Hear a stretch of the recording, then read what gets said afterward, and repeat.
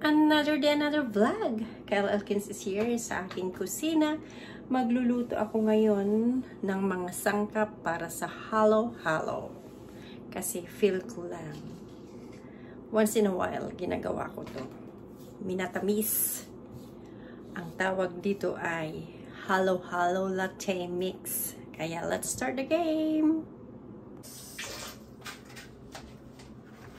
Okay, so I have here, malinis ng kamay, purple yam or purple na kamote.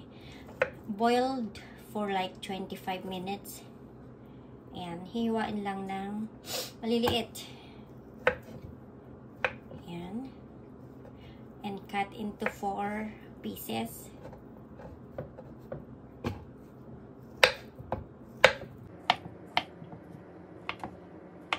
Malagkit, hindi siya masyadong matamis. But it's like malagkit talaga. Ayan. 25 minutes pag nagluto kayo ng kamote. Kanina, naggaling kami ng palengke.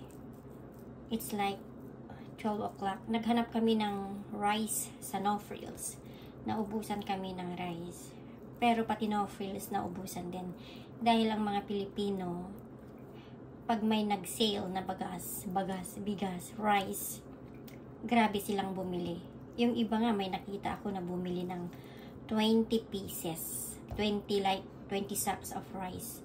Kaya sobra silang mamili. Kami, 3 lang, 2, ganun. Wala na, naubusan na kami. So, sabi ng store na you can come as early as 9 o'clock kasi pagbukas pa lang daw, marami ng tao.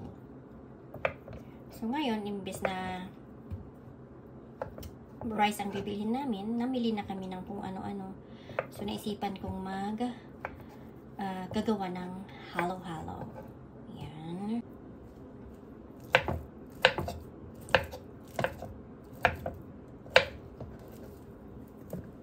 Okay, so banana then, Ulaan, jackfruit.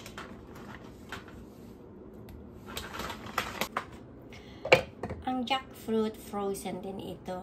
At syempre,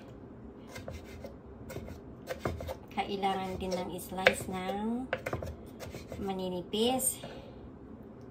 Hindi naman maninipis, slice lang yan. Pagkatapos nito ay iluluto natin lahat mga to. At para ipakita ko sa inyo ang secret na gamit ko para hindi siya masira ng isang linggo na nasa fridge lang ang mga ingredients na to. Ganyan lang kaliit. Para hindi mapanis. So, ano yun?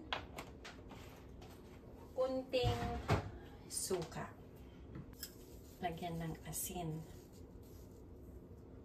Brown sugar. Yan lang.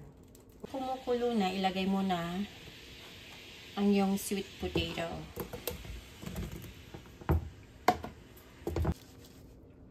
Bakit 25 minutes lang yung pagluto ko kanina? Para hindi pa siya ma-overcook.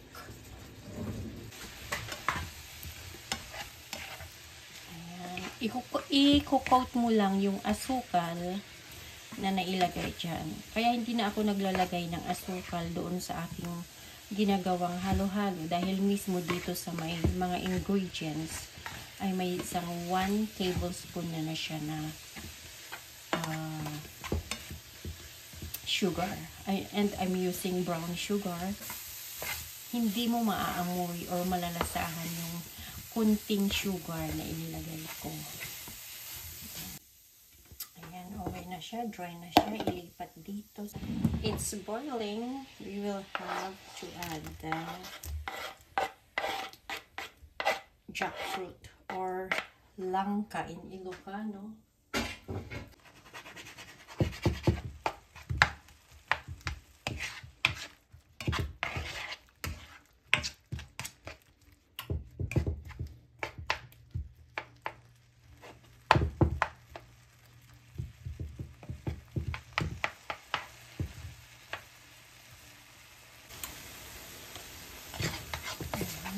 malapit lang maluto. Nagka-caramelize na.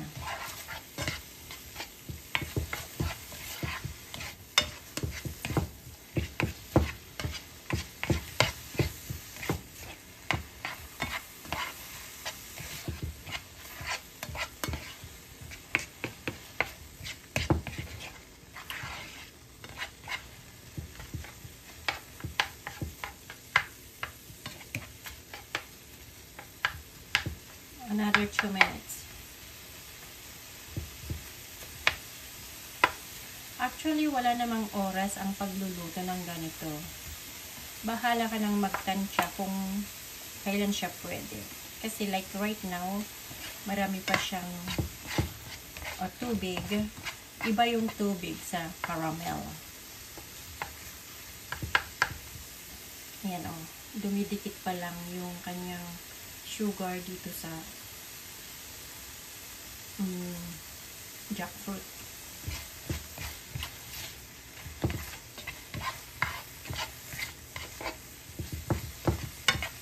One minute more.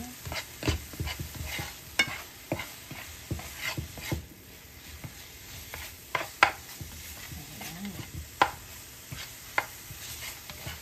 As you can see, yun yung sugar. Dumidikit na sa kawali. Medium heat lang ito. Okay.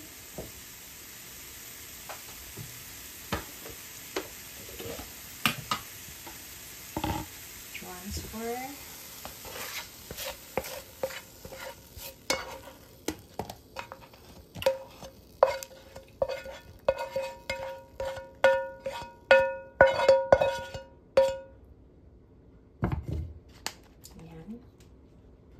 Next. Ayan.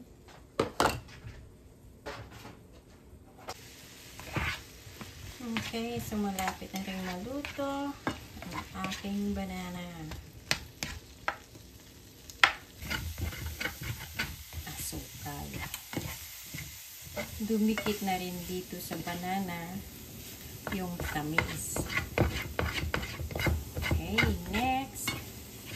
Dahil ang sago ay half cook pa lang, pinatay ko and then lutuin ng 30 minutes. So this is my banana, jackfruit, and sweet potato or purple yam.